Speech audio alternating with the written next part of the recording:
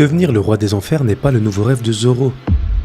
Quand Zoro porte le coup final sur King, il dit qu'il deviendra le roi des enfers. Et là, toute la communauté a explosé parce qu'en vrai, c'est une dinguerie. Mais il y a une vraie raison pour laquelle il dit ça. Enma en japonais, ça veut littéralement dire roi des enfers. Quand il parle petit avec Kozaburo, le forgeron d'Enma, ce terme est déjà utilisé. Avant le coup final sur King à Wano, aussi. Donc ce que ça veut dire quand il dit vouloir devenir le roi des enfers, ça veut dire dompter Enma. Si tu domptes le roi des enfers, tu le deviens. C'est aussi simple que ça et ce n'est pas un nouveau rêve, c'est simplement une étape supplémentaire dans sa quête de l'épée.